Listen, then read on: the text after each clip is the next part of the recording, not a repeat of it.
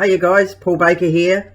So today we're going to smash Nathan Oakley once again. I like picking on Nathan because he makes a lot of false claims, and just recently he has blocked me from his channel. Now I think it's because of the last video I put out calling the Flat Earth weak, because it is. And I called him a deceiver. He's deceiving people. That's what I believe. So I think that's upset Nathan, and now he's blocked me. He also lied to me about it. He said he hadn't, but he has. But I think that's a good thing. That makes me proud because I've got to him. I know what he's up to. I'm exposing him. I'm cleverer than you, Nathan.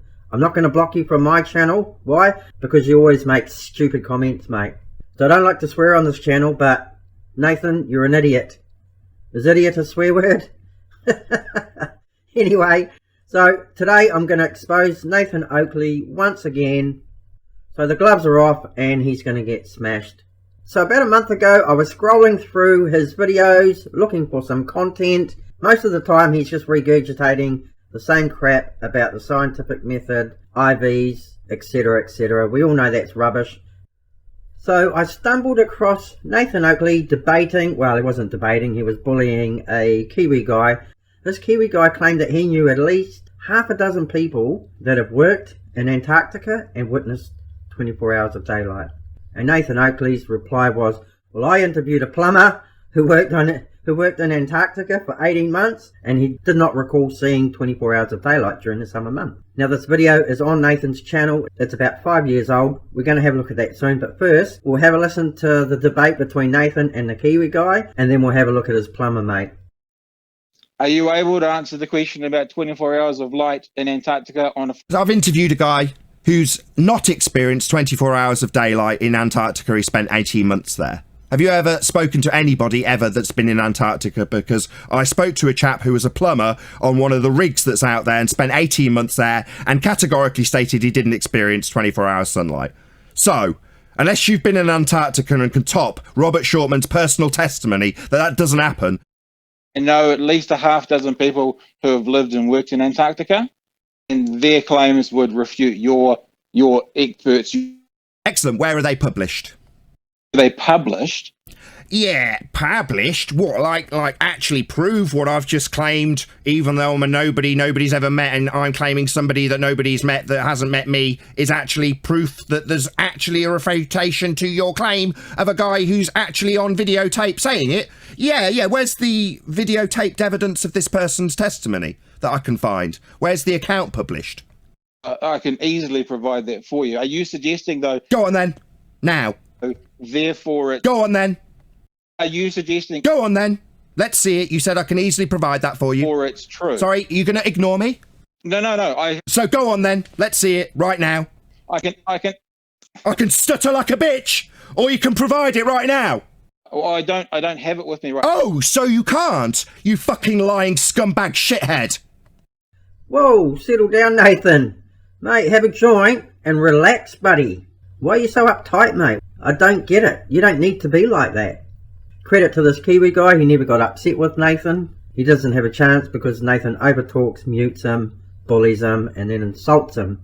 So as a good debating host, Nathan should have said to this guy, listen here mate, you get that information, you get those testimonies, come back on the show, present your findings, and then we can continue the debate. Right? That's what any sane, normal person would do. Oh no, not Nathan. Anyway, so what we'll do now is have a listen to this plumber's testimony about what he recalled, what he witnessed while he was working in Antarctica as a plumber. Let's check out what he has to say. The question that came up first and foremost on a lot of the comments was, is there 24-hour daylight in Antarctica? 24-hour daylight. I mean, the way I explain it is the daylight is similar to like in Norway and Alaska, and obviously that, you know, is 18, 20 hours, and then you get a merge in between. So when I was there, because I wasn't aware of all the flat earth truths and facts that I know now. So the question was, did you experience 24-hour daylight in Antarctica? And his response was clearly, well, I explain it like this. You get 20 hours of daylight and then a merge in between. So that merge in between is the merge between sunlight and darkness, which is dusk, which is what we see when the sun goes below the horizon. So he didn't actually say no, did he? He said we get this merge in between, so it doesn't go completely dark, but it's not completely light. Anyway, the good stuff coming up. We'll carry on.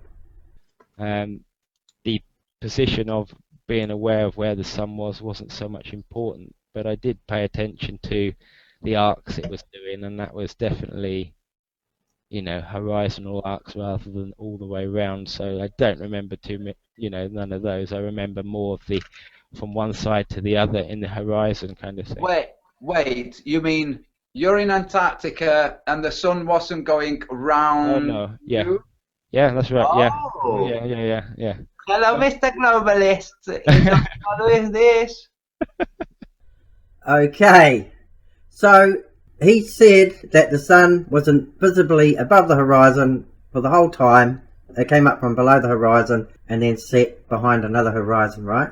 So just to clarify where this plumber was, he was working in Halley Bay. We'll have a look at the map now. So over here we can see Halley Research Station, which is on the edge of Antarctica. Okay, this is where he was. Now I've got a time lapse of the 24-hour daylight in Antarctica from Mawson Station, which is also on the edge of Antarctica. If we move over here, this is where Halley Bay is, and this is where Mawson Station is. Now if we have a look at this time lapse, so here we are at this 24-hour time lapse at Mawson Station. And as we play this through, we've got all the information on the screen. And here we see the sun coming up from below the horizon like he talked about. So he's correct. So the sun is not above the horizon the whole year round. And why is this? Because look, on the map here, he's on the edge of the Antarctic Circle. If you're further inland at the South Pole, then you do see the sun above the horizon for 24 hours. So he's correct. Okay guys, just to back up my statement, we are on a website called Cool Antarctica. So a statement here, the closer to the poles you get, the more extreme differences between the length of daylight hours in summer and winter. We'll play this animation and we can see, look, we get 24 hours of daylight within the Arctic Circle. But it says here, Midsummer's Day, the 21st of December, the day of the greatest daylight in the Southern Hemisphere.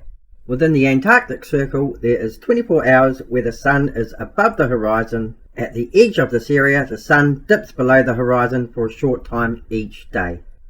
So in Halley Bay, where this plumber was, yes, the sun does dip below the horizon during the Antarctic summer. Now we've got one more bit of evidence here, which I think is the crucial part. So Robert, just so we've got absolute clarity, is there 24-hour daylight in Antarctica, yes or no? I'd say no, not all the time, no.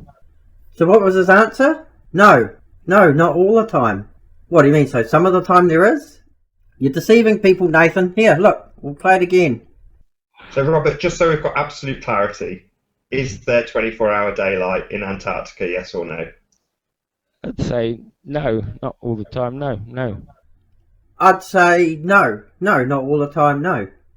So what are you saying? Some of the time there is? This is bullshit, guys. This is a deception.